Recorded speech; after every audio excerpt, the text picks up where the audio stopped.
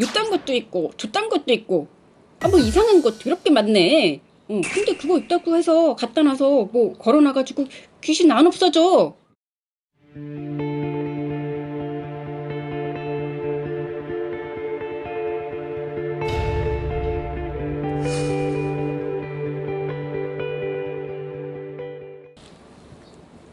안녕하세요. 남양주 점집 금화신당 금화씨입니다. 반갑습니다. 선생님 예전에 네. 제가 촬영을 한 4번째 편인가 3번째 편인가 이때쯤에 네. 그 수살귀에 대해서 얘기를 해주셨잖아요. 예, 맞아요. 그게 네. 상당히 참 뇌리에 참 이 기억이 남는데 네. 물 속에서 시체를 이렇게 쳐다보면 안 된다. 네. 그 얘기가 이제 생각이 나요.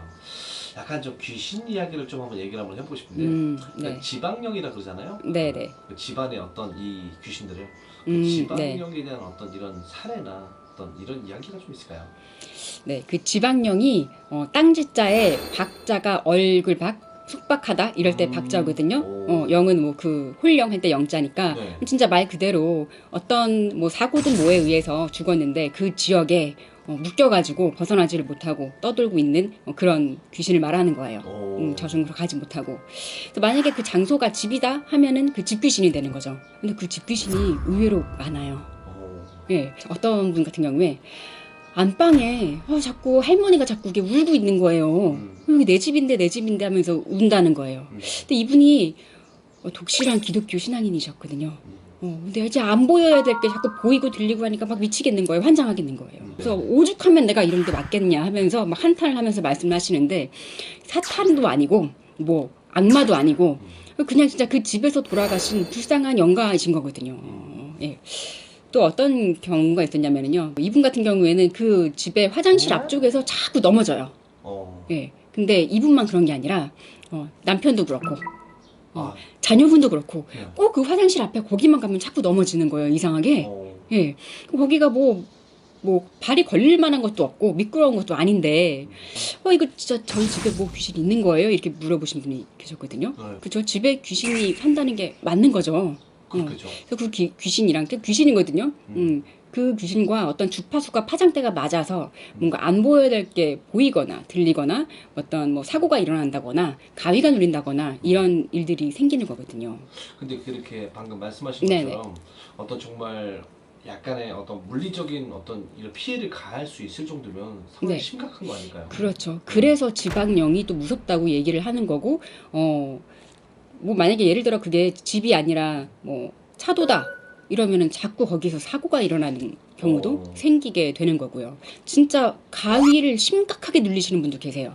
어떻게 뭐 할 수가 없게 잘 수도 없고 살 수도 없고. 얼마 전에 오셨던 손님 얘기예요.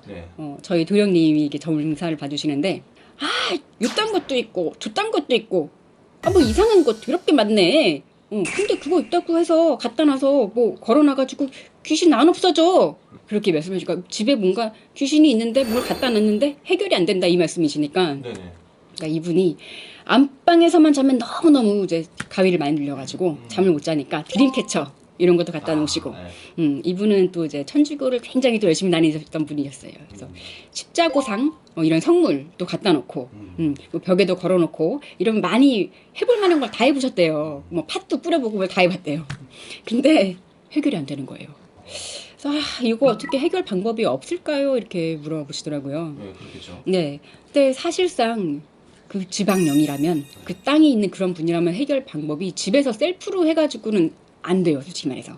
이게 만약에 지방령이 아니라 어떤 물건에 의해서라든가 어떻게 조금 따라들은 약한 잡귀신이라든가 안 좋은 뭐 어떤 우리가 애군이라고 말하는 것들 있잖아요. 그런 게 이런 게 있다 하면은 셀프로도 할 수 있는 방법들이 있어요. 그게 이제 몇 가지 방법들.